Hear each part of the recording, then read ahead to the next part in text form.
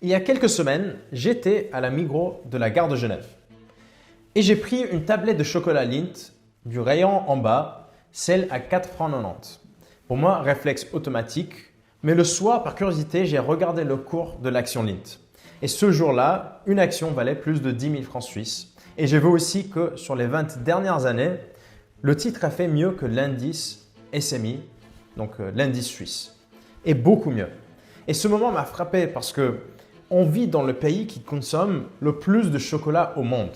On a des entreprises liées à cette industrie, cotées directement sur le SIX, qui sont accessibles depuis n'importe quel compte courtier qu'on peut utiliser. Et pourtant, personne dans mon entourage parle de cette industrie comme une opportunité d'investissement. Parce que les gens, quand ils pensent au chocolat, ils pensent à quelque chose qu'on peut manger, quelque chose de sucré, délicieux, pas quelque chose qu'on analyse. Mais c'est justement ce genre d'angle, le truc évident qu'on ignore, qui cache parfois des opportunités les plus solides. Alors aujourd'hui, je veux vraiment décortiquer ça avec vous. Pas les noms que tout le monde connaît, les entreprises dans l'industrie du chocolat que personne ne regarde et qui sont pourtant au cœur de cette industrie depuis des décennies. Donc restez jusqu'à la fin de cette vidéo parce que j'ai bien préparé cette vidéo pour vous. Et une de ces entreprises dont je vais vous parler, vous utilisez probablement déjà leurs produits tous les jours sans le savoir. Moi, c'est Darius. J'ai travaillé plusieurs années en finance dans la plus grande banque en Suisse, entre Genève, Lausanne et Zurich, sur des stratégies d'investissement. Et il y a 3 ans maintenant, j'ai fondé eInvesting, une entreprise suisse ici qui aide des particuliers comme vous à investir en bourse de manière autonome et avec beaucoup plus de confiance dans des stratégies et des méthodes qui sont adaptées au cadre suisse et dans cet écosystème qu'on se trouve en Suisse. Ce matin, j'avais un appel avec un client qui est maintenant devenu un ami et il m'a demandé ce qu'il faut penser du secteur alimentaire. On a regardé les chiffres ensemble et en un moment, on a réalisé que les entreprises les plus intéressantes dans le secteur ne sont pas forcément celles dont tout le monde parle tous les jours. Par exemple, Nestlé. Et c'est exactement ce que je veux vous montrer aujourd'hui dans cette vidéo. Et bien sûr, on va se concentrer sur le secteur sympa du chocolat parce que comme je l'ai dit avant, tout le monde pense à quelque chose de délicieux quand on pense au chocolat, mais pas quelque chose qu'on peut analyser. Donc, comme je l'ai dit avant, la Suisse est le premier pays consommateur de chocolat per capita au monde.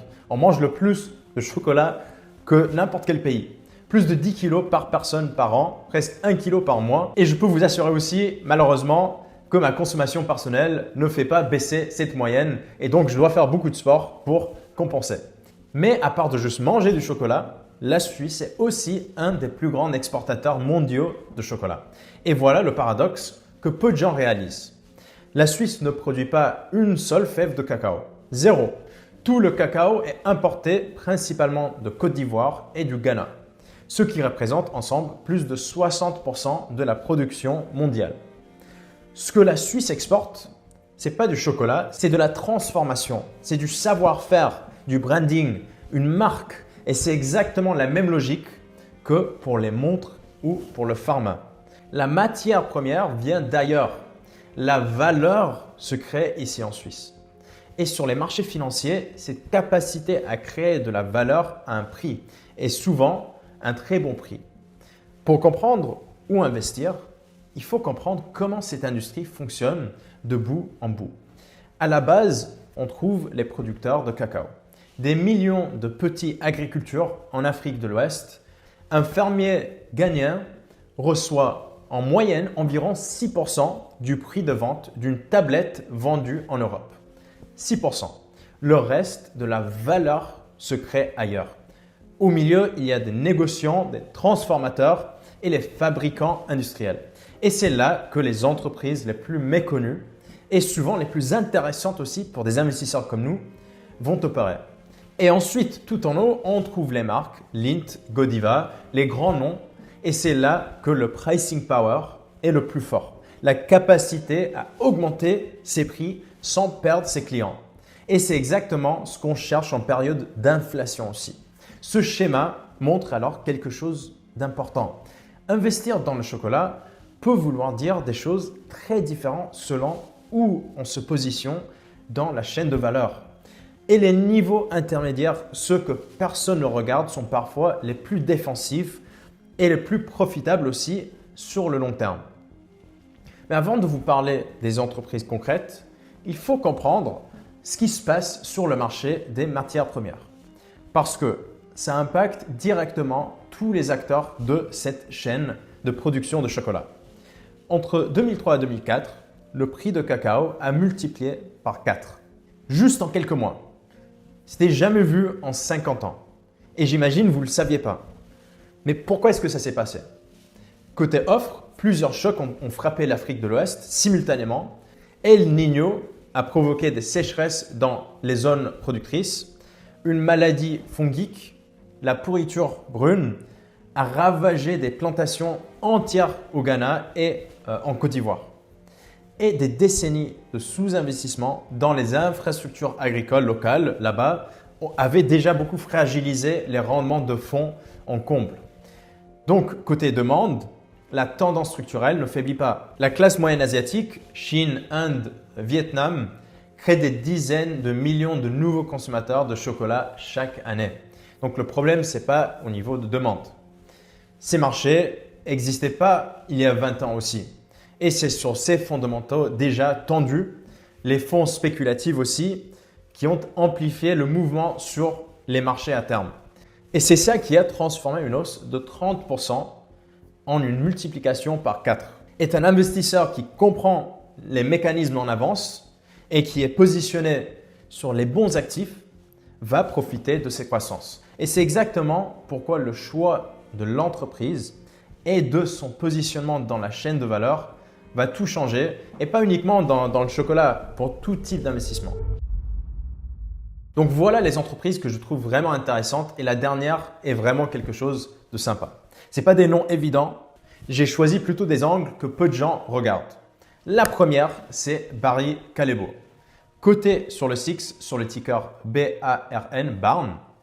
Et je commence par là parce que c'est probablement l'entreprise la plus importante de cette industrie dont vous n'avez jamais entendu parler. Barry Callebaut est le plus grand fabricant de chocolat B2B, donc business to business, au monde. Il ne vend pas directement aux consommateurs, donc vous n'allez pas voir le nom à la Migros. Il fabrique le chocolat pour les autres, pour Nestlé, pour Unilever, pour des centaines de marques mondiales. Environ 25% de tout le chocolat produit dans le monde passe par Barry Callebaut. C'est une position quasi monopolistique dans son segment. Et voilà le petit jeu que je veux vous proposer. Imaginez que chaque mois, pendant 20 ans, au lieu d'acheter le Goldhase Lindt, le lapin en papier doré qu'on trouve à la Migros pour 8 francs, vous investissez ces mêmes 8 francs dans des parts de participation dans des actions de Lindt cotées autour de 120 francs en 2004 sur le SIX. Mettez la vidéo en pause et estimez combien auriez-vous aujourd'hui. La réponse, c'est environ 18 000 francs au lieu de manger tout ce chocolat. Et tout ça avec une mise totale de moins de 2 000 francs. Pas de magie, juste le temps, la régularité et un actif qui travaille pour vous. Et un bon choix d'investissement aussi. Je vous dis ça maintenant pour une raison précise. Barry Callebaut n'a pas ce profil de rendement spectaculaire sur la durée parce que son exposition directe au prix du cacao comprime ses marges quand les matières premières s'envolent. Mais c'est quand même un acteur incontournable, défensif dans sa position avec une visibilité long terme sur les volumes.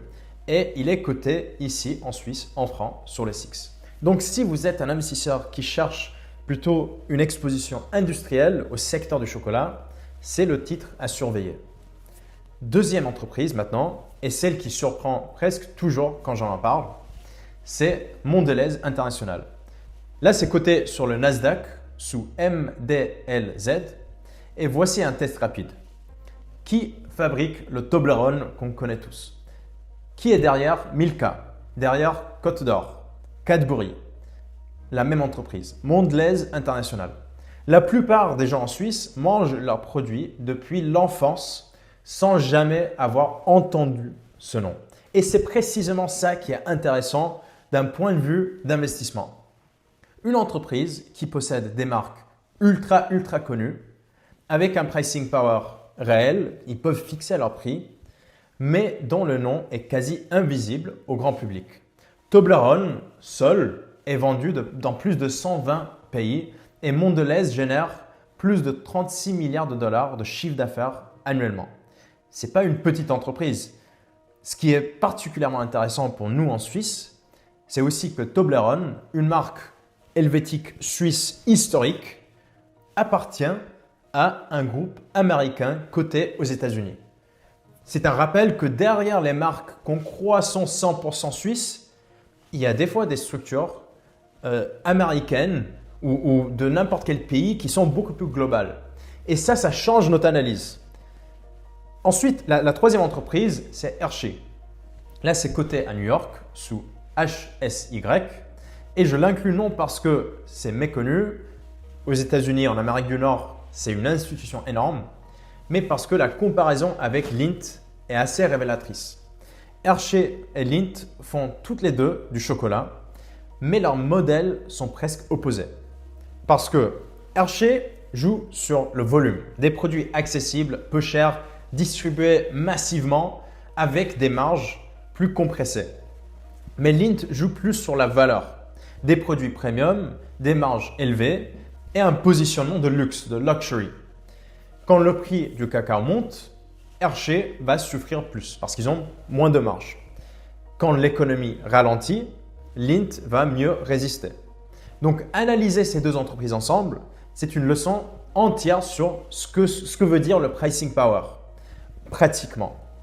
Parce que Lindt peut plus facilement fixer ses prix parce qu'ils ont aussi plus de marge. Et ensuite, la quatrième entreprise, c'est celle que je préfère mentionner parce qu'elle surprend vraiment tout le monde.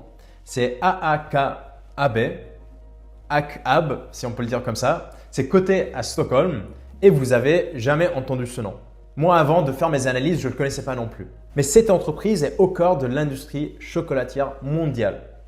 AAK fabrique des matières grasses végétales spécialisées qui sont des substituts au beurre de cacao. Quand le prix du cacao explose, comme ce qu'on a vu en 2023-2024, les fabricants de chocolat cherchent des alternatives pour maintenir leur marge. Et AAK est l'un des fournisseurs clés dans ces solutions alternatives. C'est un acteur très niche, invisible pour le consommateur, mais c'est structurellement indispensable pour l'industrie du chocolat. Et paradoxalement, plus le prix du cacao monte, plus la demande pour ces produits augmente aussi, surtout pour des entreprises qui ont moins de marge. Et c'est ce qu'on appelle un bénéficiaire indirect d'une crise de matières premières. Ce genre de profil est rare et mérite d'être connu pour un investisseur comme vous. Ensuite, par rapport à l'immobilier suisse, au pilier 3, à l'or, toutes ces autres choses, est-ce que tout ça vaut vraiment la peine? Est-ce que c'est juste mieux d'acheter et de manger du chocolat?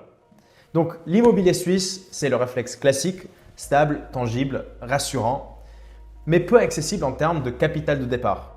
Ça prend du temps aussi, c'est illiquide et c'est concentré sur un seul actif dans une seule ville. On ne peut pas juste vendre les toilettes de notre appartement parce qu'on a besoin d'un peu de cash. Ensuite, l'autre produit, c'est l'or, ce qui est top. Après, ça produit rien, il n'y a pas de dividendes, pas de croissance opérationnelle. C'est utile dans un portefeuille comme valeur refuge, mais ce n'est pas un moteur de rentabilité ou de performance. Ce que ces entreprises que j'ai mentionnées offrent, et là on parle de Barry Cabello, Mondelez, Hershey ou AAK, c'est quelque chose que ni l'immobilier ni l'or peut vous donner. C'est la liquidité immédiate, une exposition à des marchés de croissance mondiaux et aussi des modèles économiques défensifs dans des secteurs que les gens ne coupent pas en période de crise. Peut-être qu'ils vont encore plus consommer en période de crise. Et ce n'est pas mieux que l'immobilier, ou pire, c'est juste différent et complémentaire. Mais ça mérite quand même une place dans la réflexion et je trouve que c'est une industrie très intéressante, surtout pour quelqu'un qui habite en Suisse, qui produit beaucoup de chocolat comme pays et qui consomme beaucoup de chocolat aussi. Donc pourquoi pas analyser pour comprendre mieux si ça vaut la peine d'investir. Et une autre chose à prendre en compte, c'est qu'il y a aussi des biais et on veut éviter des biais parce que juste parce qu'on adore le chocolat de Lindt, ça ne veut pas dire qu'il faut investir dans l'entreprise. Il faut faire des analyses vraiment dans le profondeur et comme j'ai fait dans cette vidéo, expliquer et voir ce que sont les autres entreprises dans la chaîne de valeur qui peuvent apporter plus de valeur, être plus défensives et peut-être mieux résister des crises parce qu'il y a des choses alternatives par exemple. Mais est-ce que c'est vraiment pertinent d'investir dans ces entreprises? Il y a tellement de secteurs, tellement d'entreprises en Suisse, aux États-Unis, etc. Je pense que oui. Mais pas parce que c'est original ou amusant d'investir dans quelque chose qu'on consomme. Ce n'est pas pour ça que je dis oui. Ce genre de raisonnement, comme je viens de dire, mène généralement à des mauvaises décisions. Quelqu'un qui achète Nestlé parce qu'ils adorent San Pellegrino. Là, le chocolat, c'est pertinent pour 3 raisons concrètes. D'abord, c'est un secteur défensif. En récession, les gens continuent d'acheter du chocolat, comme on a vu, peut-être ils achètent encore plus. Ce n'est pas un luxe qu'on coupe, c'est un petit plaisir abordable qu'on va garder, on va augmenter. Beaucoup moins cyclique aussi que la tech, l'énergie ou l'immobilier commercial aussi. Donc, on a moins de cycles, beaucoup plus stable. Deuxième point, c'est que des entreprises comme Mondelez ou Lindt démontrent depuis des décennies qu'elles peuvent protéger leurs marges face à l'inflation. Ce pricing power, le pouvoir de fixer des prix, en ce moment, vaut cher. Et le troisième point, c'est que ce secteur offre une exposition à la croissance asiatique sans avoir à investir directement sur des marchés étrangers complexes et peu régulés. Et les pièges à éviter sont clairs aussi. Entrer dans le cacao brut après une envolée spéculateur ou se concentrer sur un seul titre et aussi confondre « je connais le produit » avec « je comprends l'entreprise » ou « je comprends l'action, je comprends l'investissement ». Ce sont deux choses très différentes. La règle reste la même qu'ailleurs, comprendre ce qu'on achète avant d'acheter. Et ça, dans l'investissement, comme dans la nourriture, c'est important de comprendre. Même si on va manger du chocolat, est-ce que c'est du vrai chocolat ou est-ce que c'est fait par des alternatives comme AAK qu'on vient de voir? Donc, qu'est-ce qu'on a vu? Pour moi, le chocolat, c'est une industrie sérieuse avec des acteurs discrets, Barry Callebaut à Zurich, AAK à Stockholm, Mondelez derrière vos marques préférées qui opèrent dans l'ombre de ces grandes marques et qui méritent quand même d'être analysées. Et comme on a vu avec le lapin de chocolat de Lindt, 8 francs par mois pendant 20 ans investi dans l'action plutôt que manger, ça fait une différence de près de 16 000 francs. Pas de magie, juste le temps, la régularité et un actif qui travaille pour vous.